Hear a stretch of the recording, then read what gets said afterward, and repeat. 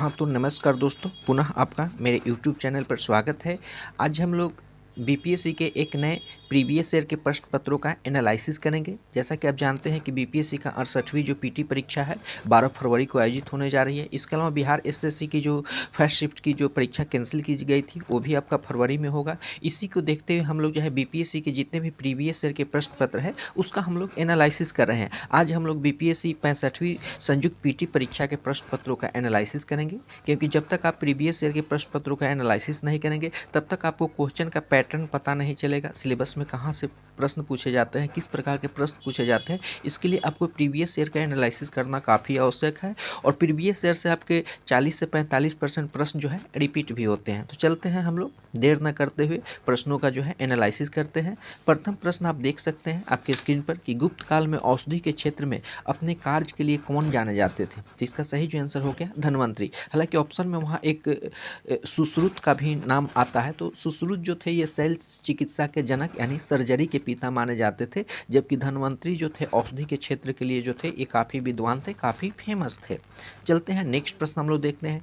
प्राचीन भारत की कौन सी लिपि दाहिने से बाईं की ओर लिखी जाती है। तो इसमें इसका सही जो आंसर हो जाएगा खरोष्ट लिपि। खरोष्ट लिपि जो है प्राचीन भारतीय लिपि थी, ये जो है सबसे प्राचीन भारतीय लिपि थी, जिसे हम लोग दाएं से बाएं की ओर लिखते थे, मतलब इधर से स्टार्ट होता था और बाएं की ओर जाता था। और यह लिपि भारत के जो है पश्चिमोत्तर क्षेत्र, जो खास करके गांधार का क्षेत्र जो था उस भाग में प्रचलित थी। और भारत के पश्चिमोत्तर भाग जो अशोक के शिलालेख हैं उसमें अशोक के बहुत सारे शिलालेख में जो है खरोष्ट लिपि का उपयोग किया गया है। चलते हैं अगले प्रश्न को देखते हैं। कौन सा बंदरगाह का गुप्त काल में उत्तर भारतीय व्यापार के लिए उपयोग किया जाता था। तो इसका आंसर हो जाएगा ताम्रलिप्ति। ताम्रलिप्ति जो था ये भारत के पूर्वी तट पर स्थित ताम्रलिप्ति शहर, ताम्रलिप्ति बंदरगाह जो गुप्त काल का जो था ये काफ़ी प्रमुख बंदरगाह था। यहाँ से दक्षिण एशिया और दक्षिण पूर्व एशिया में व्यापार किया जाता था। और पश्चिम तट के बंदरगाह जो भरौज से पश्चिम एशिया से व्यापार किया जाता था। तो इसका सही आंसर हो जाएगा ताम्रलिप्ति। नेक्स्ट प्रश्न है कि मुगल चित्रकला किसके नेतृत्व में अपने शीर्ष बिंदु पर था। तो आप जानते हैं जहांगीर को, जहांगीर जो था मुगल शासक जहांगीर था, और मुगल शासक जहांगीर के शासनकाल को जो है चित्रकला का स्वर्ण काल यानी गोल्डन एज माना जाता था। जहांगीर ने आगरा में जो है एक चित्रशाला का भी स्थापना किया था, और वह स्वयं चित्रकला का जो था श्रेष्ठ पारखी था। और वह तुझके जहांगीरी में लिखता है कि वह किसी भी चित्र को देखकर, जहांगीर जो है किसी भी चित्र को देखकर बता सकता है कि चित्र में आंख किसने बनाई, चित्र में जो है नाक किसने बनाई है। उस्ताद मंसूर, मुराद, अबुल हसन, बिशन दास, ये जो प्रमुख चित्रकार थे ये सभी जो है जहांगीर के दरबार में रहते थे। काफ़ी फेमस प्रश्न है और इस प्रश्न को बार बार जो है परीक्षा में रिपीट किया जाता है। नेक्स्ट प्रश्न को हम लोग देखते हैं। मध्यकालीन भारत में मनसबदारी व्यवस्था को क्यों लागू की गई थी।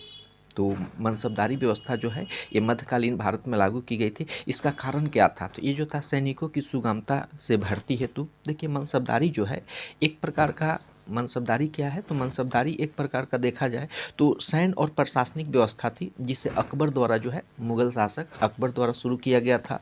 और मनसबदारी व्यवस्था मंगोलों के दशमलव पद्धति पर आधारित थी। और मनसब का तात्पर्य पद से होता है, और मनसबदारी व्यवस्था का संबंध जो है सैन्य प्रशासन से होता है। चलते हैं अगले प्रश्न को देखते हैं। अष्टप्रधान का गठन किसने किया था। अष्टप्रधान का जो है गठन किसने किया था, तो शिवाजी। अष्टप्रधान जो है शिवाजी द्वारा स्थापित एक प्रशासनिक सलाहकारी परिषद, या उसको हम लोग मंत्री परिषद भी कह सकते हैं। और जिसमें सबसे प्रमुख जो पद होता था पेशवा का पद होता था। और जो पेशवा होता था इस अष्टप्रधान में, पेशवा क्या होता था, सर्वोच्च अधिकारी होता था। उसमें एक अमात्य पद होता था जो राजस्व मंत्री होते थे। जैसे अभी वर्तमान में जो आपके वित्त मंत्री हैं निर्मला सीतारमण, उस प्रकार का शिवाजी के शासनकाल में जो राजस्व मंत्री या अर्थ मंत्री हुआ करते थे उसको अमात्य बोला जाता था। फिर एक सेनापति होता था, जो सेनापति जो होता था आपका सेना का प्रधान होता था। और न्यायाधीश जो होते थे मुख्य न्यायाधीश होते थे। उसी प्रकार आपका एक चिटनीस होता था जो राजकीय पत्र को व्यवहार करता था। फिर वाकयानवीस होता था जो गुप्तचर का मंत्री होता था। यानी उसमें कुल 8 पोस्ट होते थे, जिसमें सर्वोच्च जो था पेशवा होता था। बाद में पेशवा को प्रधानमंत्री भी कहा जाता है। चलते हैं हम लोग अगले प्रश्न को देखते हैं। दिल्ली के किस सुल्तान ने सबसे ज़्यादा नहरों का निर्माण किया। काफ़ी जो है अच्छा प्रश्न है। तो दिल्ली के किस सुल्तान ने सबसे ज़्यादा नहरों का निर्माण किया? तो फिरोज शाह तुगलक। अब हम लोग थोड़ा फिरोज शाह तुगलक के बारे में जानते हैं। तो दिल्ली सल्तनत में तुगलक वंश का शासक, ये जो थे तुगलक वंश के शासक थे फिरोज शाह तुगलक। इनका शासनकाल जो था 1351 से 1388 तक रहा था। इन्होंने अपने शासनकाल में जो है सबसे अधिक नहरों का जो है निर्माण करवाया था। और फिरोज शाह तुगलक को सल्तनत काल का एक कल्याणकारी शासक भी कहा जाता है। चलते हैं नेक्स्ट प्रश्न को देखते हैं। बंगाल की खाड़ी में समुद्री डकैती हेतु हुगली का उपयोग कौन करता था? बंगाल में जो की खाड़ी है उस समय समुद्र में जो व्यापार होते थे, उस समुद्री व्यापार को जो है लूटना पटना एक इनका काम था। तो ये जो था आपका पुर्तगाली, 16वीं शताब्दी की बात है, 16वीं या 17वीं शताब्दी में जो है पुर्तगाली ने बंगाल की खाड़ी में समुद्री डकैती के लिए जो है हुगली नदी का उपयोग किया था। और आप जानते हैं कि जो गंगा नदी आती है फरक्का से कटकर जो पश्चिम बंगाल में प्रवेश करती है, तो वो एक गंगा नदी का ही एक पार्ट है जिसको बंगाल में जो है हुगली नदी के नाम से जाना जाता है। चलते हम लोग नेक्स्ट प्रश्न को देखते हैं। ठगों का जो है उन्मूलन जो है किसके नेतृत्व काल में हुआ था? तो एक कैप्टन स्लीमैन जो था, इसका जो वंशानुगत एक तरह से कहा जाए तो ये क्रूर और हत्यारे और लुटेरे थे, है ना। और विलियम बेंटिंग के समय जो है ठगों का उन्मूलन किया गया। प्रश्न पूछा भी जाता है कि ठगों का उन्मूलन जो है किसके समय हुआ था? तो विलियम बेंटिंग के समय हुआ था। और ठगों को उन्मूलन कैप्टन स्लीमैन के नेतृत्व में जो है कठोर अभियान चलाकर किया गया था। चलते हम लोग नेक्स्ट प्रश्न को देखते हैं। अफगानिस्तान के प्रति आक्रामक नीति किस वायसराय ने अपनाई थी? तो अफगानिस्तान के प्रति जो आक्रामक नीति है लॉर्ड लिटन का जो कार्यकाल था 1876 से लेकर 1880 तक था। इन्होंने जब ये अपने कार्यकाल में जो है अफगानिस्तान के प्रति काफ़ी आक्रामक नीति का अनुसरण किया था। और लिटन के समय ही आपका जो द्वितीय अफगान युद्ध हुआ था, उसके बाद लिटन ने अफगानिस्तान पर बढ़ते रूसी प्रभाव को जो है कंट्रोल करने के लिए जो है काफ़ी आक्रामक नीति अपनाई थी। और शाही जगत में लिटन को जो है ओवन मैरी डेथ के नाम से भी जाना जाता है। चलते हैं हम लोग नेक्स्ट प्रश्न को देखते हैं। देशेर कथा पुस्तक किसके द्वारा लिखी गई है? तो देशेर कथा पुस्तक जो है किसके द्वारा लिखी गई है? तो ये जो है आपका साखाराम गणेश देवेशकर। तो देशेर कथा जो एक तरह से देखा जाए तो क्रांतिकारी विचारक और लेखक जो थे आपके साखाराम, इनका पूरा नाम जो है गणेश देवेशकर द्वारा लिखी एक बांग्ला पुस्तक है। ये जो है आपका बांग्ला पुस्तक है। और इसका प्रकाशन जो है 1904 में 1904 में किया गया था। और इस पुस्तक में गुलामी और यातना को जो है चित्रित किया गया है कि इस गुलामी की क्या दयनीय स्थिति थी, किस प्रकार से यातनाएं दी जाती थी, इसको दर्शाया गया है देशेर कथा में। और एक बांग्ला पुस्तक है और जिसके लेखक जो है साखाराम गणेश देवेशकर हैं। चलते हैं हम लोग नेक्स्ट प्रश्न को देखते हैं। बिहार में सर्च लाइट समाचार पत्र के जो है संस्थापक कौन थे? तो इसका सही जो आंसर हो जाएगा मुरली मोहन प्रसाद जो है ये बिहार में आपके द सर्च लाइट, इसका प्रकाशन जो है 1918 में किया गया था। यदि पूछे कि सर्च लाइट का प्रकाशन कब किया गया था, तो 1918 में। प्रथम वर्ल्ड वार जो हुआ था 1914 से स्टार्ट हुआ था। तो इसने में जो है सविनय अवज्ञा आंदोलन और भारत छोड़ो आंदोलन के महत्वपूर्ण भूमिका भी जो है इनके जो संपादक थे इन्होंने निभाया था। और इन्होंने सर्च लाइट पत्रिका जो है आपका 1918 में।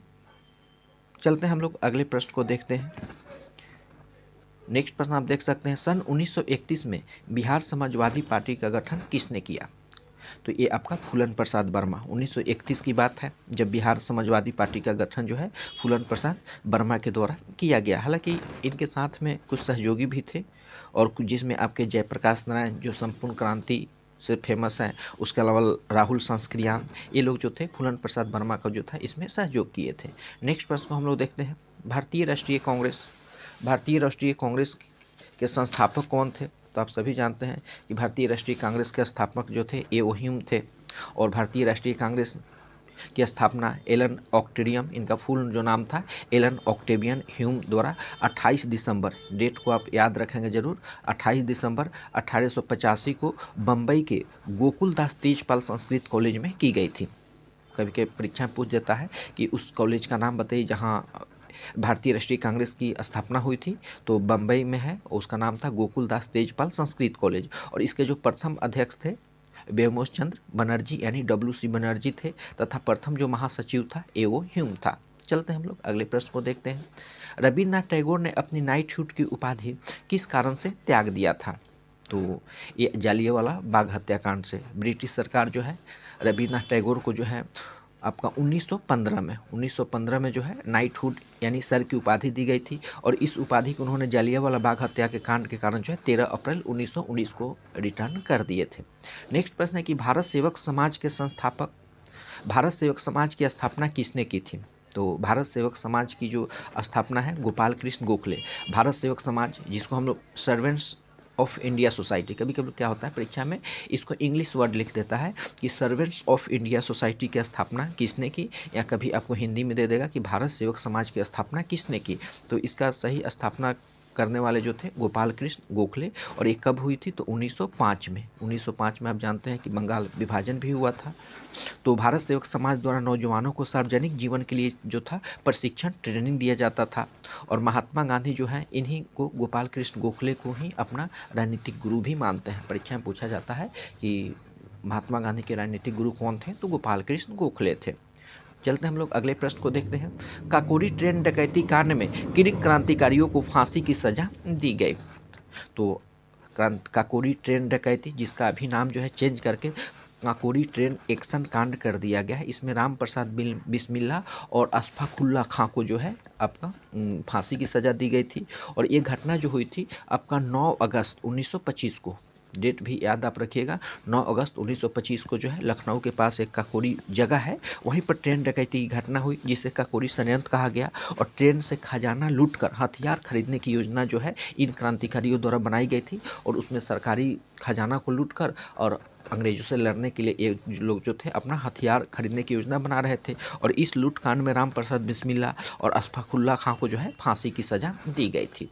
नेक्स्ट है कि India for Indians, India for Indians किताब जो है किसके द्वारा लिखी गई है? तो जो है CR दास यानी चित्तरंजन दास। तो इंडिया फॉर इंडियंस यानी कहने का तात्पर्य है कि भारत भारतीयों के लिए है, तो भारत भारतीयों के लिए है। पुस्तक जो है चित्तरंजन दास, CR दास यानी चित्तरंजन दास के द्वारा लिखी गई। चित्तरंजन दास को जो है देशबंधु भी कहा जाता है, और असहयोग आंदोलन के बाद इन्होंने 1922 में इनकी अध्यक्षता में जो है आपका गया में भारतीय राष्ट्रीय कांग्रेस का अधिवेशन भी हुआ था। इसके अलावा 1923 में चित्तरंजन दास और मोतीलाल नेहरू जो है ये लोगों ने एक नए पार्टी का स्थापना किए थे, जिस पार्टी का नाम जो है स्वराज्य पार्टी है। चलते हैं नेक्स्ट प्रश्न को देखते हैं। सत्य शोधक समाज की स्थापना किसके द्वारा की गई थी? तो सत्य शोधक समाज की स्थापना जो है ज्योतिबा फुले। सत्य शोधक समाज की स्थापना जो है कब किया गया था?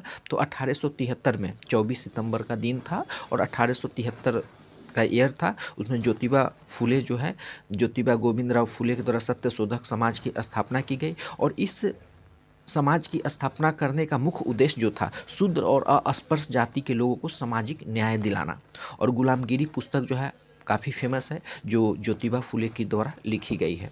नेक्स्ट है कि भारतीय राष्ट्रीय कांग्रेस की प्रथम महिला अध्यक्ष कौन थी? तो भारतीय राष्ट्रीय कांग्रेस की प्रथम महिला अध्यक्ष जो थी आपका Shrimati Annie Besant, Shrimati Annie Besant.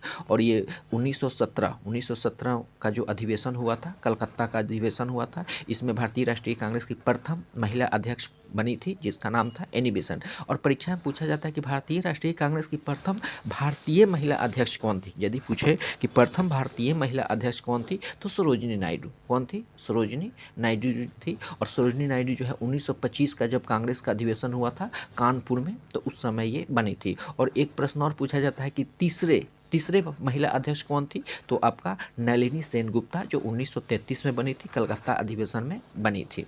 और लास्ट एक प्रश्न और हम लोग ले लेते हैं। लास्ट प्रश्न काफ़ी इंपॉर्टेंट है कि व्यक्तिगत सत्याग्रह आंदोलन के प्रथम सत्याग्रही कौन थे? देखिए काफ़ी इंपॉर्टेंट प्रश्न है।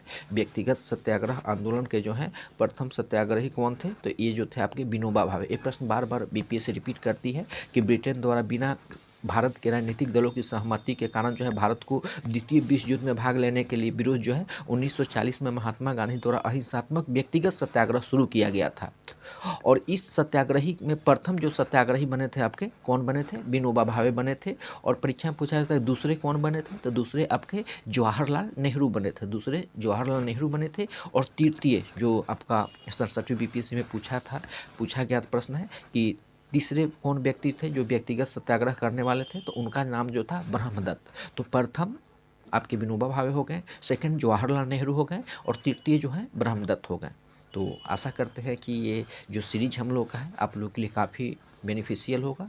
तो प्रतिदिन आप देखने के लिए आप हमारे चैनल को सब्सक्राइब कीजिए और वीडियो को अपने दोस्तों के पास पहुंचाइए, शेयर कीजिए। और यदि आप इसका पीडीएफ पाना चाहते हैं तो आप हमारे टेलीग्राम चैनल को ज्वाइन कीजिए। टेलीग्राम चैनल का लिंक जो है डिस्क्रिप्शन में दिया हुआ है, वहाँ से जाकर आप ज्वाइन कर सकते हैं। वहाँ पर प्रतिदिन क्यूज, उसके अलावा प्रैक्टिस सेट का पीडीएफ भी जो है निःशुल्क उपलब्ध कराया जाता है। सभी को बहुत बहुत धन्यवाद।